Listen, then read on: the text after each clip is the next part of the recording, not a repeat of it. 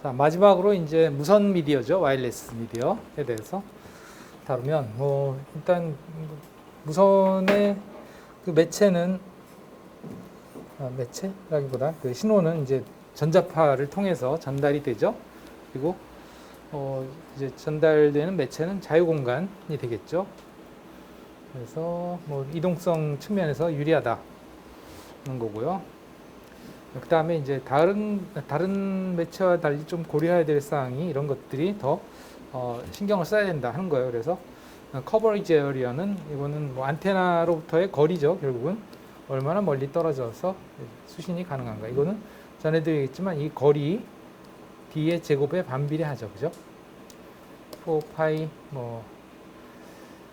4파이 D 제곱, 그 다음에 여기는 이제 람다, 이것의 람다 제곱, 이것에 반비례하죠. 그죠?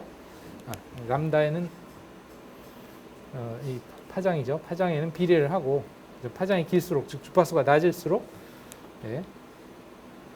그 다음에 이것은 이제 거리가 멀수록 만큼 더 작아지죠. 예. 그 다음에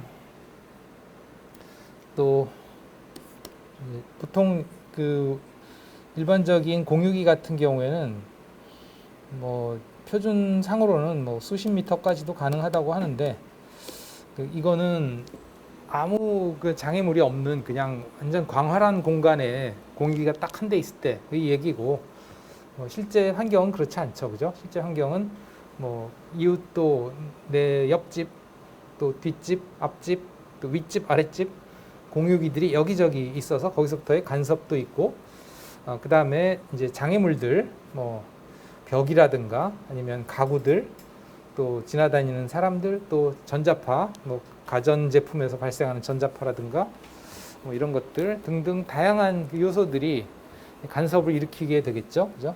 인터피어런스 뭐 이런 것들 때문에 라도 이제 커버리지 에어리어가 줄어들 수밖에 없다. 특히 가정에서 쓸 때 또는 뭐 실내에서 쓸 때 가장 좋지 않은 환경이 어떤 환경이냐면 이런 환경이에요. 이렇게 벽이 있고 여기에 공유기가 있다 했을 때 이제 이 벽을 사이에 두고 여기에서 수신을 하면 괜찮은데, 여기에서 수신을 하게 되면 거리는 그렇게 멀지 않아도 예를 들어서 이게 콘크리트다 그러면 이 콘크리트를 뚫고 가야 되는 거리가 엄청나게 길어지고요. 이렇게 비스듬하게 뚫고 가야 되기 때문에 이 거리가 결국은 엄청난 두꺼운 콘크리트 벽처럼 작용을 하죠. 그래서 여기에서 로스가 크고, 그래서 실제로 수신 신호가 그다지 품질이 좋지 않아요. 이쯤 떨어져 있으면 뭐 콘크리트 벽이 한 수미터 정도 되는 그런 상황이 발생하는 거죠. 그런 문제들이 있다는 거고요. 그 다음에 뭐 보안, 이건 무선은 누구나 수신할 수 있기 때문에 이제 보안 문제에 신경을 써야 된다 하는 거고요. 뭐 요즘은 요거는 좀 덜 하죠. 하프 듀플렉스 방식이고 쉐어드 미디엄이다. 이거는 뭐냐면 이제 이 공유기로부터 여러 대의 이제 장치들이 있으면, 모바일 장치들이죠. 이것이 이제 쉐어드 미디엄이라는 건 이제 공유를 한다는 뜻이기 때문에 그야말로 뭐 공유기니까도 그렇지만 이 전자파를 동시에 이렇게 송신을 하고 수신을 할 수 없다 하는 건데, 요즘은 뭐 이런 부분이 많이 해소가 된 것이, 최근의 기술들은 다 이제 OFDMA를 쓰기 때문에 전에도 얘기했습니다만 이제 실제 사용하는 채널이 뭐 20MHz다 또는 40MHz다 그러면 그거를 아주 작은 서브 채널들로 나누어서 그들의 일부를 각각의 장치에다가 주파수별로 다른 주파수들을 쓰도록 그렇게 할 수 있다. 그래서 동시에 전송이 가능해진 거죠.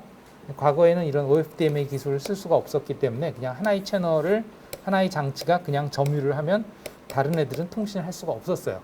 마찬가지로 이제 이쪽으로 송신을 할 뿐 동시에 수신을 할 수도 없었단 말이죠. 그 채널을 통해서. 그래서 시간을 나눠서 보내는 시간, 받는 시간이 따로 이 하나의 채널을 쓰는 그런 식으로 돼 있었어요, 옛날에. 그래서 하프 듀플렉스죠. 전송과 수신이 각각 다른 시간에 이루어지는. 요즘은 풀 듀플렉스로 이제 할 수 있게 되었습니다. 이렇게 나눠서 씀으로써. 송신 채널, 수신 채널 이렇게 분리를 할 수도 있는 거죠. 그럼 풀두플렉스로 동시에 할 수 있다.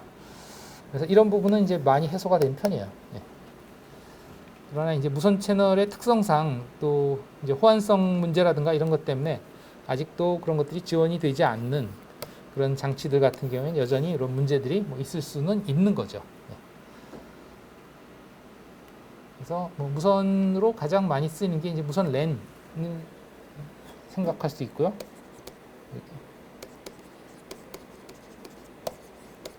그것의 대표적인 게 이제 와이파이라는 거죠. 그래서 이제 IEEE의 802.11이라고 하는 그런 표준으로서 이제 그 표준화돼 있고요. 그 다음에 세대별로 이렇게 쭉 발전해 오고 있다 하는 거예요. 네. 지금은 뭐 와이파이 7까지 나와 있고, 뭐 특성으로 따지면 대역폭을 320MHz까지 쓸 수 있고, 전송 속도는 뭐 수십 기가까지도 가능하다. 그리고 2.4기가 대역, 5기가 대역, 6GHz 대역의 주파수 대역을 쓴다 하는 거죠. 그래서 뭐 이게 세대별이요, 세대. 지금 현재 가장 많이 쓰이는 게 아마 이 와이파이 6가 아닐까 싶어요. 그래서 여러분들 휴대폰에도 보면 와이파이의 그 이렇게 아이콘이 위에 상단에 뜨고 여기 6이라는 글자가 써 있는 경우가 많죠, 그죠? 이게 와이파이 6를 의미합니다. 이게 5가 뜨면 이제 와이파이 5로 연결되어 있는 거고, 7이면 이제 공유기도 와이파이 7 공유기이고, 이제 휴대폰도 최신의 휴대폰들 와이파이 7을 지원하죠. 아마 삼성 같은 경우는 이제 아마도 25 시리즈부터 7이 지원되지 않는가 싶어요. 어쨌든 네, 그러합니다. 그래서 보시면 뭐 세대별로 속도도 계속 올라가고 있죠, 그죠? 네. 사용하는 대역폭도 그만큼 늘어나고 있고요. 그 다음에 뭐 단거리의 그 개인용 기기들을 연결할 때 사용하는 블루투스 같은 경우도 있다. 802.15 표준이고요. 대략 한 10m 이내의 거리에서 사용하도록 이렇게 돼 있죠. 뭐 그 다음에 뭐 속도는 한 수 메가bps 정도가 실용적인 것 같아요. 네. 그리고 만약에 이제 전철이나 이런 그 복잡한 공간 같으면 더 떨어지죠, 이것이. 거리도 떨어지고, 이거 속도도 떨어지고. 왜냐하면 뭐 전철 같은 데는 많은 사람들이 또 동일한 블루투스 이어폰들을 많이 쓰잖아요, 그죠? 그들 간의 이제 전파 간섭이라든가 또 사람이 밀집해 있으면 거기서부터 생기는 전자파 흡수 이런 것들 뭐 등등 다양한 요인에 의해서 속도도 나빠지고 거리도 짧아지고 그렇습니다. 실용적으로는 뭐 그래서 어떤 때는 휴대폰을 내가 소지하고 이어폰을 끼고 있는데도, 그러니까 즉 거리가 한 1m 내지 2m밖에 안 되는데도 불구하고 뭐 신호가 끊긴다거나 그런 경우도 종종 생기죠. 또 그다음에 이제 YMAX 같은 경우에는 이거는 전에 얘기했듯이 그 와이브로라고 하는 우리나라에서 에트리라는 연구소에서 개발한 그런 무선 그 뭐랄까 모바일 방식인데 IEEE에서는 802.16 표준으로 개발이 됐는데 거의 기술이 사장이 되다시피 하고 있습니다. 지금은 거의 안 쓰이고 있어요. 하고요. 이제 무선 랜을 주로 설명을 하겠습니다. 여기서 와이파이 무선 랜. 그래서 사용되는 그 장비들은 이런 것들이 사용이 되겠죠. 액세스 포인트 또는 유무선 공유기. 이 유무선 공유기는 이 액세스 포인트 플러스 스위치 플러스 라우터 플러스 등등등 기타 뭐 다양한 기능들을 제공을 해주고 있죠. 액세스 포인트는 우리 여기 복도에 다니다 보면 천장에 달려 있는 오로지 무선 연결만 시켜주는 역할을 하는 거라면, 이제 공유기는 거기에 유선 연결을 위한 스위치 또 다른 네트워크 연결을 위한 라우터 이런 것들도 같이 제공을 하고 있다는 거고요. 그 다음에 이제 그것과 연결하기 위한 기기들은 NIC가 와이어리스로 있어야죠. 뭐 모바일 기기들은 대부분 다 내장이 돼 있고, 뭐 PC들 같은 경우도 요즘은 우리 실질 PC도 내장이 돼 있죠. NIC가 무선 NIC가 또 없으면 이제 뭐 동글이라든가 이런 걸 보통 끼우거나 아니면 NIC를 구매를 해서 장착을 하면 되겠죠. 장점으로 따지면 일단 와이어링이 필요가 없다 보니 그 와이어링에 드는 비용이 절감이 되겠죠. 그죠?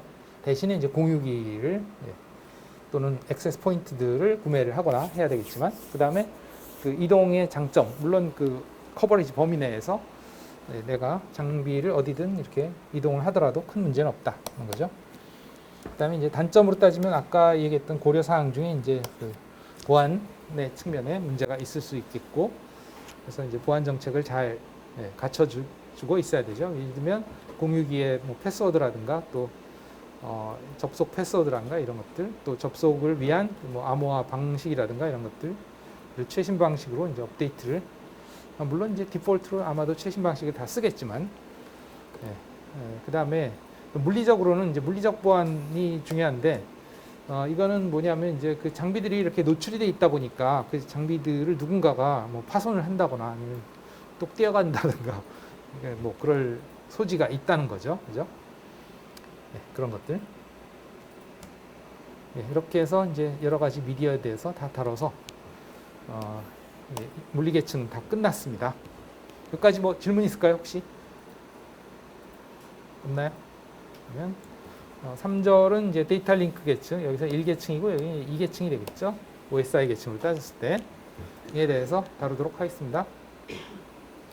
그래서 데이터 링크 계층의 역할은 뭐냐 하면 이제 윗계층에서 배달을 요구를 하면, 즉 여기서 여기로 이동을 시켜달라고 넥스홉을 지정을 해서 그리로 보내달라고 하면 이 데이터 링크 계층에서 그것을 위한 준비를 하는 거죠. 즉 아까가 아니고 이제 이 챕터 초반에서도 얘기했지만 하나의 노드와 노드 사이에 이제 링크가 있어서 여기가 이제 아웃고잉 인터페이스고 여기가 넥스홉이다 이거죠. 같은 네트워크상이다 이거죠. 뭐 스위치로 연결이 되어 있을 수도 있고 아니면 그냥 직결이 될 수도 있고 아니면 공유기를 통해서 무선으로 연결이 될 수도 있고 다양한 방식으로 이제 하나의 end 디바이스에서 다른 넥스홉까지 전달이 되는 그 부분에서 이제 라우터의 그 기능이 라우팅의 기능이 요구한 넥스홉으로의 전달을 맡아서 하는 역할을 한다.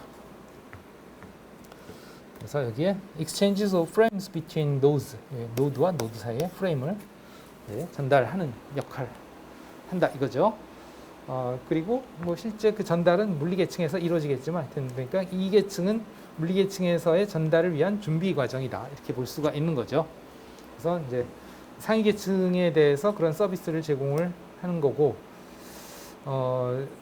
그죠? 그래서 계층 3, 요건 2계층이니까 계층 3의 패킷을 받아서 프레임으로 만들어주고, 이 구간에서 전달하기 위한 그런 부가적인 정보들이 필요하단 말이에요. 그래서 그런 부가적인 정보들을 인캡슐레이션을 하고 그것을 이용을 해서 뭔가 전달을 해야 되기 때문에, 뭐 예를 들면 이더넷이라면 이 장치에서 이 장치로 전달이 되는 중간에 스위치가 있으면 이 스위치가 이제 이 프레임에 인캡슐레이션 된 맥 어드레스를 이용해서 다시 그려보면 맥 어드레스를 이용해서 이제 맥 어드레스 테이블의 조회를 통해서 이제 어디로 보내야 되는지 그것들을 결정할 수 있죠, 그죠?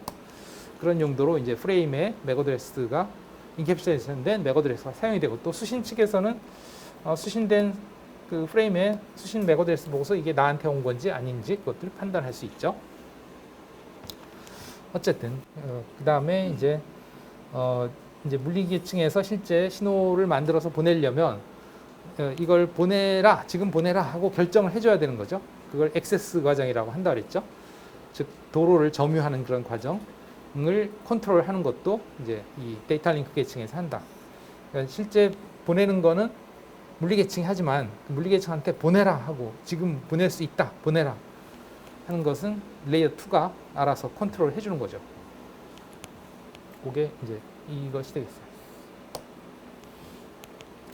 Controls how data is placed and received. 데이터를 물리계층에다가 실어서 보내게 해주는 것, 또 그것을 받아서 위의 계층으로 넘기는 것, 왜 그러기 위해서 이제 얘기하는 게 이제 미디어 액세스 컨트롤이 되겠습니다. 그래서 미디어를 언제 점유를 할지를 컨트롤 해준다 하는 거고요. 네, 수신된 것에 뭐 에러가 있는지를 검출을 해서 뭐 폐기를 시키거나 아니면 이제 데이터를 상위 계층으로 넘기거나 할 수 있다 하는 거고요. 결국은 이 위의 계층들은 사실 어떤 미디어, 어떤 네트워크인지 신경을 안 쓰고 그냥 넥스트업, 어디 있는지 모르지만 넥스트업으로 가라고 해주면 그것이 실제 어떤 네트워크에 따라서 뭐 이게 무선 랜이냐 아니면 이더넷이냐 등등에 따라서 거기에 맞춰서 전송할 수 있게 준비하는 것을 여기서 하고 그 실제 전송은 밑에 계층이 하고 네, 그런 역할을 한다. 그러니까 이것이 중간에서 이쪽과 이쪽에 어떤 완충 역할을 한다 이렇게 보시면 되죠. 그러면 이제 위에 계층은 전혀 어떤 네트워크인지 신경을 쓰지 않아도 뭐 그냥 넥슨만 지정을 해주면 되게끔 네, 그렇게 볼 수 있겠다. 그래서 데이터 링크 계층을 다시 크게 두 개의 서브로 나눠보면 이렇다 하는 거예요. 그래서 상위 계층에 대해서 이제 인터페이스를 해주는 그런 서브 레이어와 그 다음에 이 물리적인 그런 네트워크에 대해서 또 인터페이스를 해주는 그런 서브 레이어 이렇게 나눠진다. 그래서 위에 것을 우리가 LLC, 로지컬 링크 컨트롤이다 그러고 밑에 거를 미디어 액세스 컨트롤이다 이렇게 얘기합니다. 그러니까 이 미디어 액세스 컨트롤은 아까도 얘기했지만 어떻게 그 미디어를 사용할 것이냐, 언제 어떻게 사용할 것이냐를 이제 결정하는 그런 파트가 되겠고, 즉 물리 계층에 관련된 파트이고, 이 LLC는 어느 계층에 그러니까 이 위에 어느 프로토콜에 여러 가지 프로토콜이 상위 계층에 레이어 3에 올 수 있으니까 어느 계층 어느 이 상위 계층의 어느 프로토콜로부터의 데이터냐 하는 것들을 식별하기 위한 그런 용도로서 즉 상위 계층에 대한 서비스를 위한 그런 용도로서 이제 로지컬 컨트롤 레이어가 있다.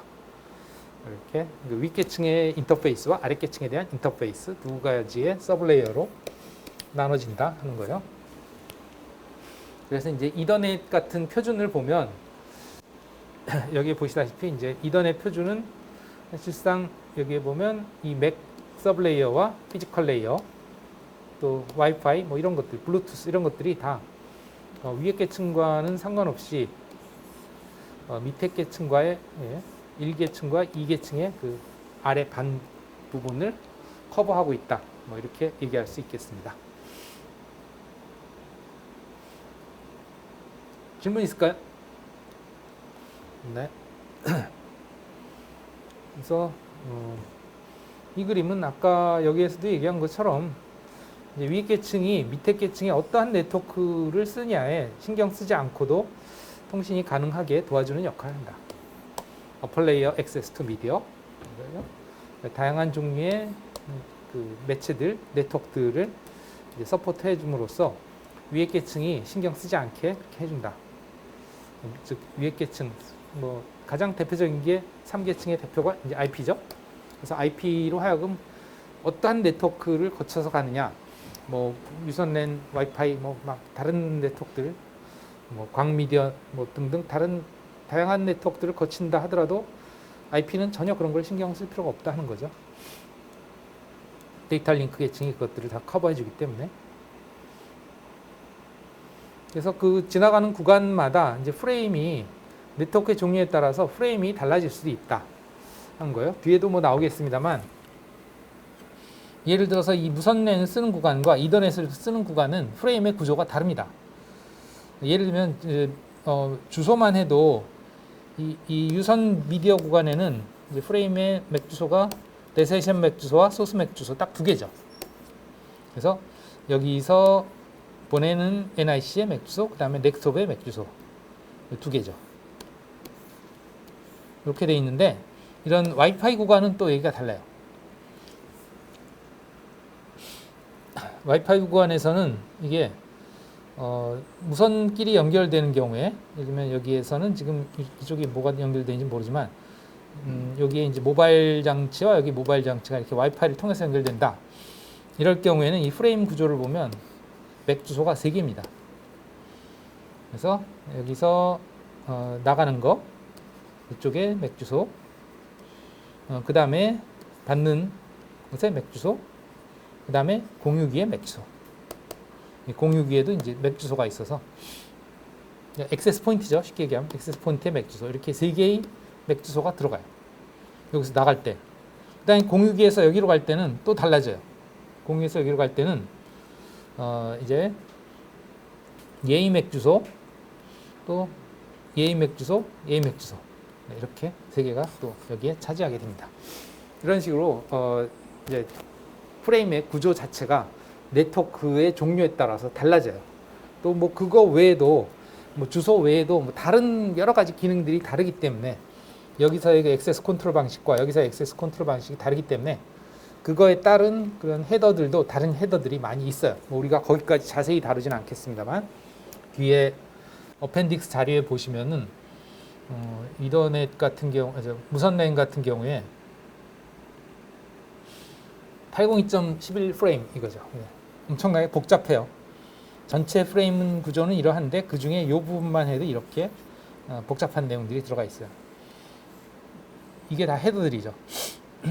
물론 이제 프레임 바디 여기 이제 데이터 부분 요만큼 있습니다만 이게 헤더, 그 다음에 트레일러. 헤더 부분에 이 부분만 다시 펼쳐보면 이렇고 이 부분만 펼쳐봐도 이렇고. 근데 이더넷은 심플하죠.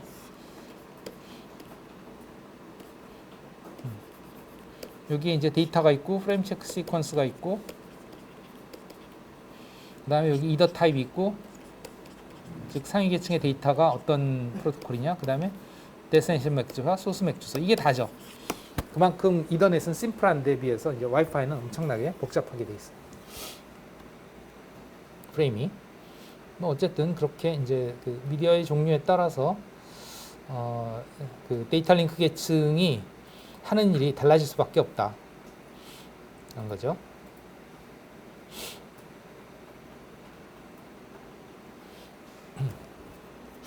그러면 이제 그 하는 일 중에 그 하위 계층의 미디어의 종류에 따라서 미디어 액세스 컨트롤 방식이 달라진다, 이렇게 볼 수 있고요.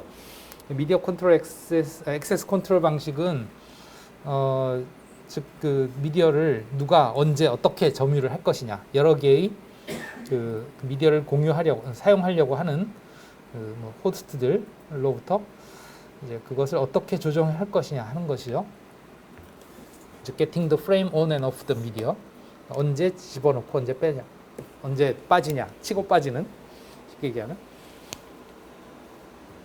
그래서 네트워크의 종류에 따라서 다양한 그 다른 기법이 사용이 된다, 그런 거고요.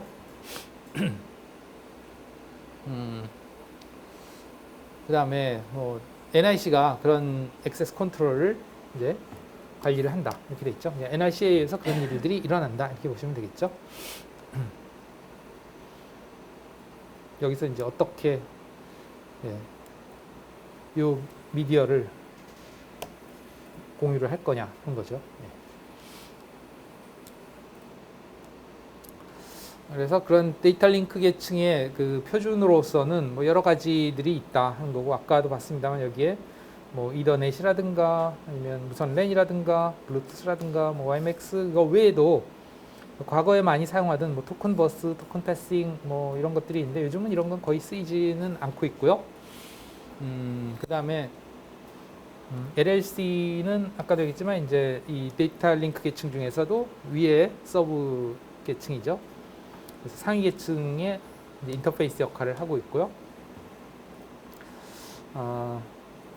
그 다음에 이제 IEEE 외에도 주로 장거리 전송이라든가 웬 전송용으로 나온 그 표준인 ITU의 표준들의 이런 규격들도 있다. 이런 것들은 이제 보통 인터넷 연결을 위한, 요즘은 거의 쓰지 않지만, 그 다음에 이것도 뭐 거의 쓰지 않고, 요즘은 사실 이런 것들은 거의 쓰지 않고, 요즘은 이 MPLS가 그 와중에도 가장 많이 쓰이는 것 같고요.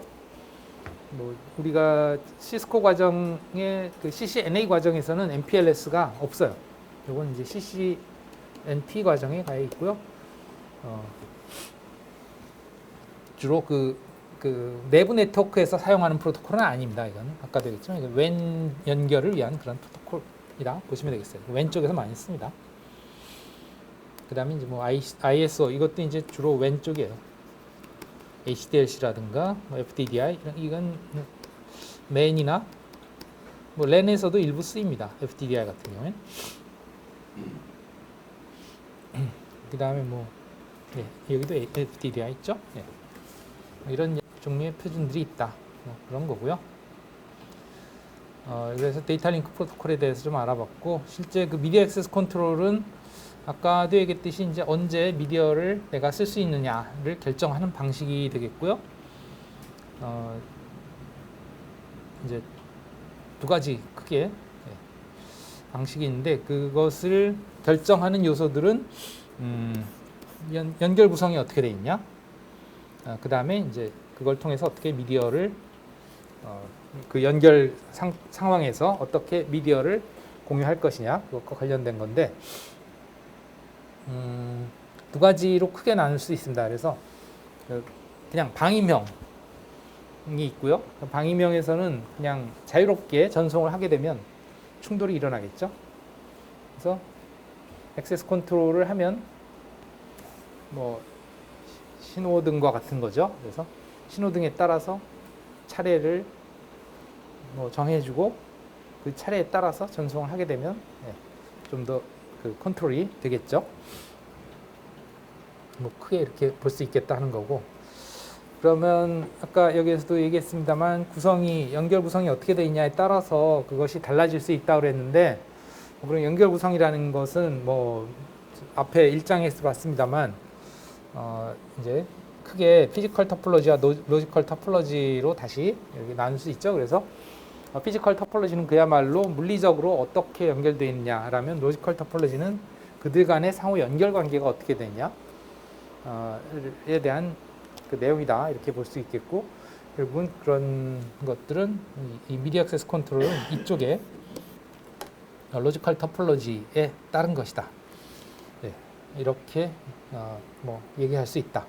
즉 로지컬 토폴로지의 구성이 미디어 액세스 컨트롤 방식에 영향을 준다 하는 거예요. 뭐 여기에 그 연결 구성의 방식은 뭐 1학년 때도 뭐 통신 프로토콜 분석에서 했습니다. 뭐 1대1 구성, 그다음에 이건 이제 스타 구성. 스타 구성은 이제 이 호스트들이 이 중간에 허브를 통해서 이렇게 연결이 되는 방식이죠. 이것이 이제 어떤 장치냐에 따라서 뭐 공유기일 수도 있고 아니면 스위치일 수도 있고 뭐 다양한 그런 장치들이 될 수 있는 거죠.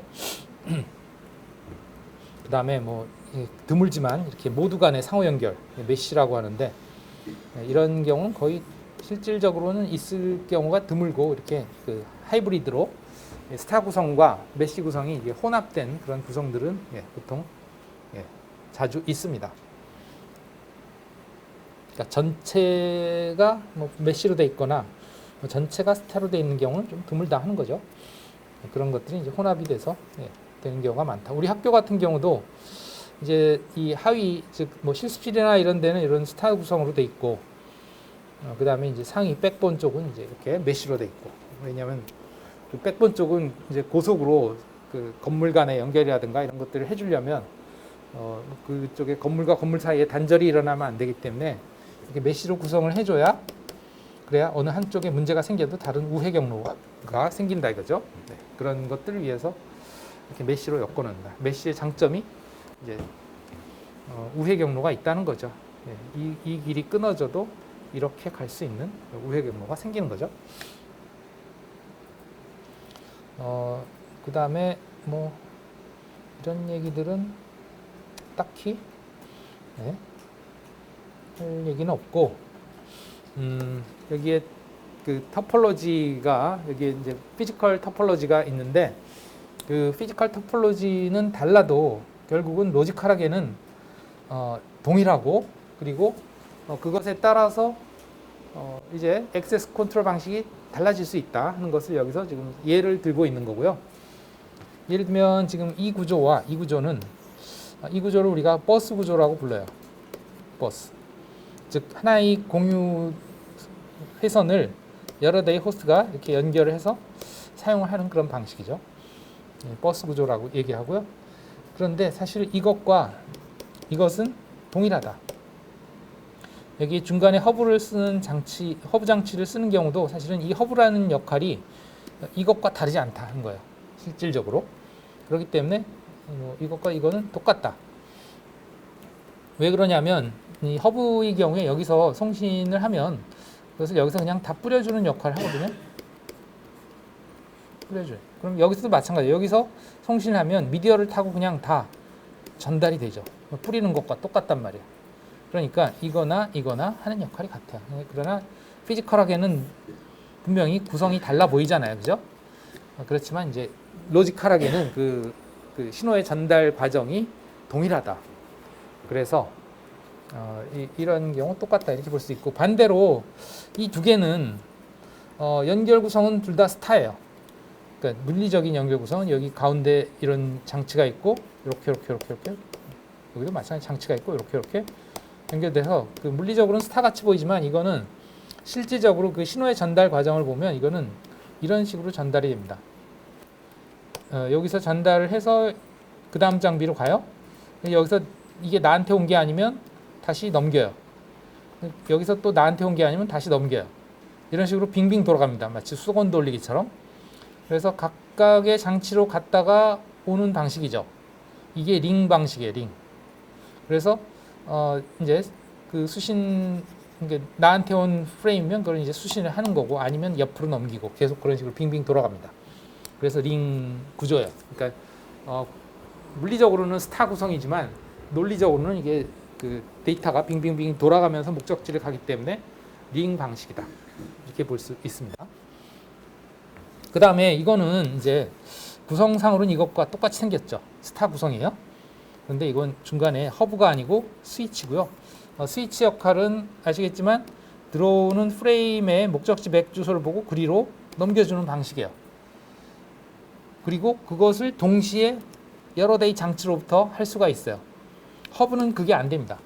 허브는 무조건 뿌려주는 방식이다 보니 어떤 문제가 있느냐 하면 여기에서 들어온 신호를 그냥 다 뿌려요.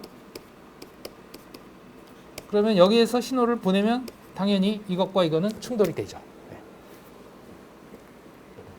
왜냐하면 이것도 여기에 다 뿌리는 방식이기 때문에 다 충돌이 해버려요. 그래서 동시에 두 개의 호스트가 전송을 할 수가 없어요. 그러나 이거는 이제 그것이 가능하다.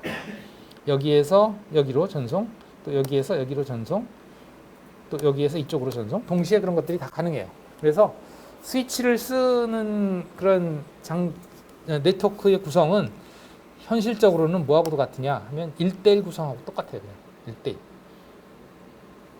즉, 그 데이터가 전송되는 순간에는 그냥 1대1 연결이에요. 이 장치와 이 장치의 1대1 연결, 또 PC0와 PC1의 1대1 연결, 그 다음에 또 PC2와 PC1 간의 1대1 연결. 예. 어느 한순간에는 이렇게 되는 것과 똑같다. 물리적인 구성은 이렇게 스타지만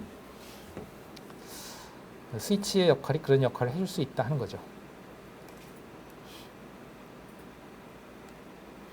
여기서 뭐 애니메이션으로 보시면 이해가 더 쉬울 것 같아요. 이런 식으로 모두한테 전달을 하다 보니 누군가가 여기서 동시에 전송을 하려고 그러면 이제 충돌이 발생해서 문제가 생기는 거죠. 이것도 마찬가지로 동시에 전송을 하다 보니 누군가가 전송을 하려고 그러면 문제가 생겨요. 그러나 이제 얘네들은 이렇게 동시에 보내도 스위치에서 그것을 알아서 다 처리를 해주기 때문에 문제가 생기지 않는다. 이 버스나 아니면 허브는 그런 기능이 없다 이거죠. 이거는 이것과 똑같다. 1대1로 연결돼서 그냥 서로 연결한 데이터를 보내는 것과 똑같다. 그 다음에 이건 이제 구성은 스타 구성이지만 이렇게 계속 빙빙 돌리는 링 구성이다. 로지컬하게는. 네, 그러합니다. 그 다음에 뭐 전송 방식 중에 이제 하프 디플렉스와 풀 디플렉스가 있는데, 하프 디플렉스는 하나의 회선이 있으면 그것을 어느 한순간에는 한쪽으로만 전송이 가능한 것이 이제 하프 디플렉스입니다. 풀 디플렉스는 동시에 전송을 할 수 있는 양쪽으로, 그러니까 채널이 이 하나의 채널만 있는 거고 위에 건 밑에 거는 두 개의 채널이 있는 거죠. 그래서 하나의 채널 가지고 보내거나 받거나만 할 수 있다. 이게 기차 선로로 따지면 단선이죠, 단선. 기차 선로 중에 어느 기차 그 선로는 단선으로 돼 있어서 기차가 어느 한순간에 한쪽 방향으로만 갈 수 있어요. 그러면 이쪽에서 오는 기차가 있으면 어떡하냐? 그러면 보통 이제 이쪽으로 빠지는 분기가 약간 있어갖고 여기서 기다리고 있다가 얘가 지나가면 우리를 다시 연결시켜주는 그런 식으로 돼 있어요. 단선은. 복선은 기차 선로가 두 개죠. 그래서 이쪽으로 가는 차는 이쪽으로 가는 차대로, 이쪽으로 가는 차는 이쪽으로 가는 차대로 상하 그 열차가 교행을 할 수 있죠.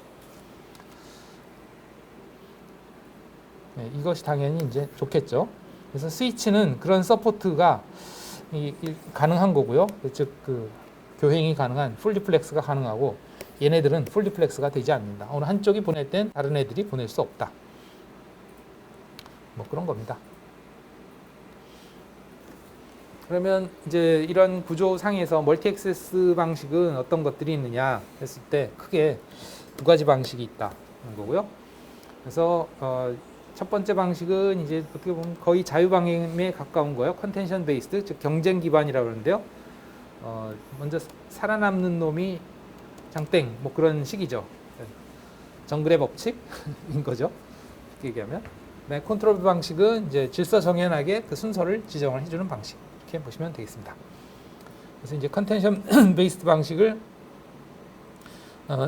non deterministic, 즉 비결정 방식, 그러니까 누가 먼저 보낼 건지를 결정해 놓지 않고 경쟁을 시키는 그런 방식이다 볼 수 있고, 이 deterministic 컨트롤 방식은 결정해 놓는 거죠. 아까 봤던 토큰링 같은 경우가 그 연결된 순서대로 이렇게 전달이 되면서 순서를 정할 수 있는 거고요. 이더넷 같은 경우가 이제 non deterministic이에요. 이거 같은 경우 이게 이더넷인데요.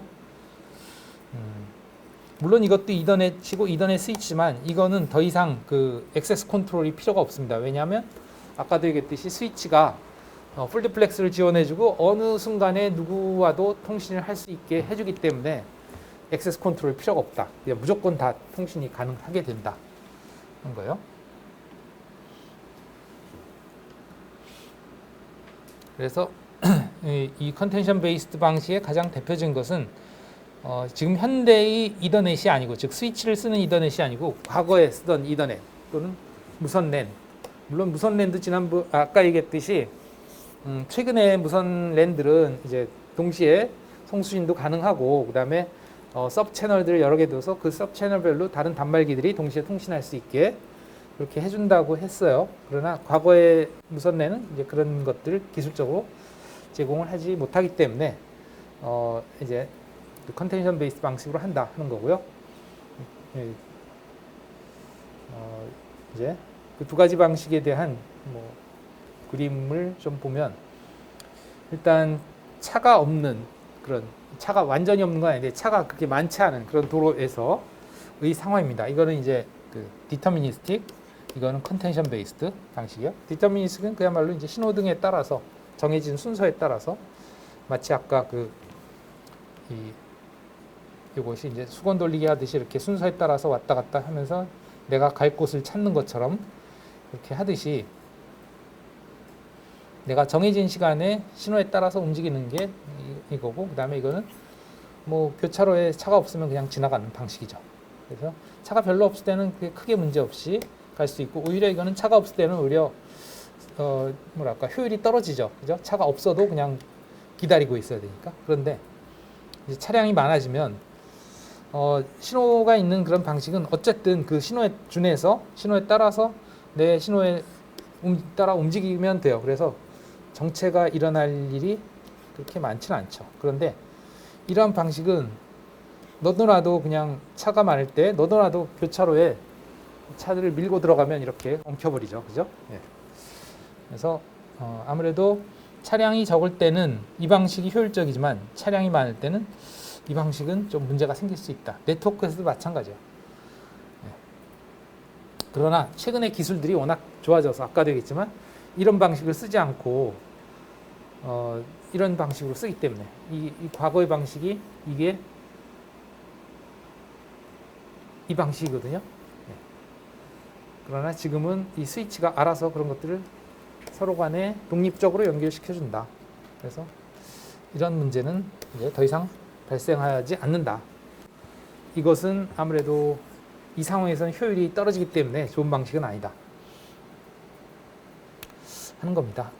그래서 뭐 이것들을 요즘은 사실은 그렇게 크게 이용하지 않는 기술이기 때문에 뭐 그렇게 설명을 해야 되는지 모르겠는데 이 방식이에요. CSMA CD 방식이라고 볼 수 있는데요. 교차로에 먼저 들어온 차가 먼저 갈 수 있는 그런 방식이다. 이렇게 보시면 되겠습니다. 과거에 이더넷에서 쓰던 방식이고요. 그것을 CSMA CD 방식이라고 얘기를 합니다.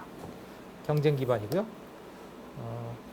이게 Carrier Sense Multiple Access with Collision Detection입니다.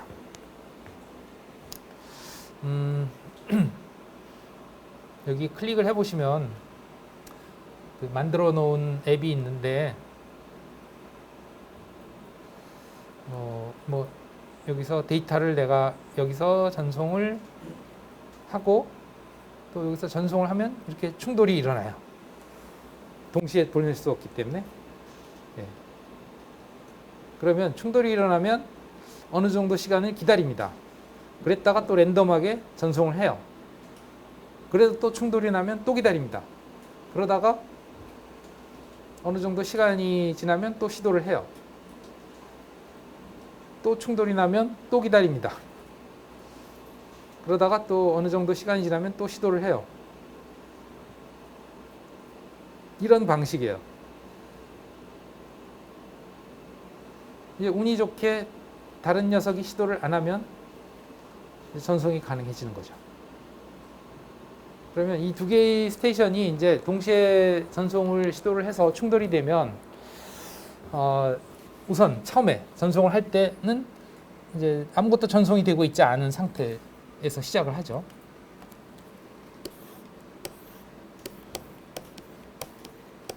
호스트가 있으면 일단 제일 먼저 일단 여기에 데이터가 전송이 되고 있는지 안 되고 있는지를 센스를 합니다. 그게 이제 캐리어 센싱이에요. 그래서 아무도 전송을 하고 있지 않다 그러면 이제 전송을 시도하는 거예요. 근데 얘도 데이터를 보내려고 하고 얘도 데이터를 보내려고 하는데 여기 아무도 보내고 있지 않다 그러면 얘도 시도를 하고 얘도 시도를 할 수 있겠죠. 동시에 시도하면 그 신호가 이렇게 가다가 충돌이 일어나서 어쨌든 미디어니까 그게 이제 나타나고 그걸 다시 센싱을 할 수 있어요. 그러니까 즉 얘도 데이터가 내가 보냈는데 여기 나타난 신호는 내가 보낸 신호랑 다르네, 이상하네. 왜? 두 개가 충돌이 됐으니까. 그러면은 이제 충돌이 발생했다 하는 것을 이제 인식을 할 수 있죠. 그러면 데이터 보내는 걸 중지하고 기다립니다. 근데 이 대기 시간이 똑같지가 않아요. 랜덤하게 정해집니다. 랜덤하게 정해진 시간 동안 기다리고 그러면 기다리고 있으니까 여기에 아무도 안 보내겠죠. 그러니까 이제 그 상태에선 얘가 먼저 보낼 수도 있고 얘가 먼저 보낼 수도 있고 그건 랜덤해요. 얘가 먼저 보냈다 치자 이거예요. 그럼 얘가 전송을 하고 있는데 또 얘가 조금 있다가 또 보내면 또 충돌을 하죠. 그럼 또 그 신호가 나타나면 얘는 또 내가 보내다 충돌이 났군. 얘도 내가 충돌이 났군. 다시 기다립니다. 이런 과정이 일어난다는 거예요. 그러니까 캐리어 센싱 해서 문제가 없으면 보내고 충돌이 나는지 봐서 충돌이 나면 기다리고 그게 컬리전 디텍션. 기다리는 시간은 랜덤하게 기다리고 근데 이제 한 번 충돌이 났을 때보다 두 번 충돌이 나면 그 기다리는 시간이 더 늘어날 수 있어요. 그러니까 기다리는 시간의 최대 시간을 2배씩 늘려나가요. 한 번 충돌됐을 때, 두 번 충돌됐을 때, 세 번 충돌됐을 때에 따라서 시간을 2배, 4배, 8배 이런 식으로 키워갑니다. 대기 시간을. 근데 그만큼 최대로가 아니고 그 시간 내에서 랜덤하게 택하는 거예요. 그 최대 시간, 늘어난 시간 구간 내에서 랜덤하게 택한 거기 때문에 더 빠를 수도 있고 더 늦을 수는 없지만 최대 하여튼 2배, 4배, 8배 이렇게 늘어나는 시간까지 기다릴 수 있는 거죠. 그리고 둘이 랜덤하니까 아까도 봤지만 재수가 나쁘면 계속해서 거의 비슷한 시간 기다렸다가 충돌이 되고 재수가 좋으면 이제 누군가가 좀 더 빨리 시작하고 누군가는 한참 기다리고 해서 얘가 빨리 전송을 해서 끝낸 다음에 얘가 보낼 수 있게 되는 거죠. 네. 뭐 그런 일들이 벌어지는 방식이 이제 CSMA CD 방식이다. 과거에 이더넷에서 쓰던 방식이다. 이 방식은 이제 이렇게 연결되어 있는 호스트가 많아지면, 즉 아까 보시다시피 차량이 많아지면 더 많이들 서로 데이터를 보내려고 내밀고 그러면 자꾸 충돌이 더 많이 일어나겠죠. 그죠? 그만큼 충돌이 일어나면 일어날수록 그 대기의 시간의 최대 시간은 자꾸 두 배 늘어나요. 그래서 2의 10승까지 늘어납니다. 1000배까지, 1024배까지. 그만큼까지 늘어나기 때문에 충돌이 발생을 자꾸 하면, 즉 호스트의 개수가 많아지면 많아질수록 충돌의 확률도 커지고 대기 시간도 길어지고 그래서 성능이 떨어져요. 네, 그게 이제 과거의 이더넷의 단점이었는데, 그래서 이제 토큰링이라는 그 아까 봤듯이 그냥 순서를 정해서 이렇게 빙빙 돌리는 방식도 만들어졌었는데, 이더넷의 그 이더넷 스위치가 나오면서 아까도 얘기했듯이 전체들 간에 상호 간에 그냥 풀로 상호 연결을 시켜줄 수 있는 장치가 개발이 됨으로써 이더넷이 이제 메인을 차지하게 됐습니다. 뭐라 그럴까? 이제 이런 멀티플 액세스 방식의 액세스 컨트롤 방식의 승자가 된 거죠. 승자가. 그래서 지금은 뭐 대부분의 그 랜상에서의 그 기술은, 대부분이 아니고 뭐 99.999% 거의 100%가 이더넷 스위치를 써서 하고 있죠. 여기에서는 이제 액세스 컨트롤이 필요가 없다. 쉽게 얘기하면. 네. 요거는 다음 시간에 하겠습니다. 여기까지 마칩시다.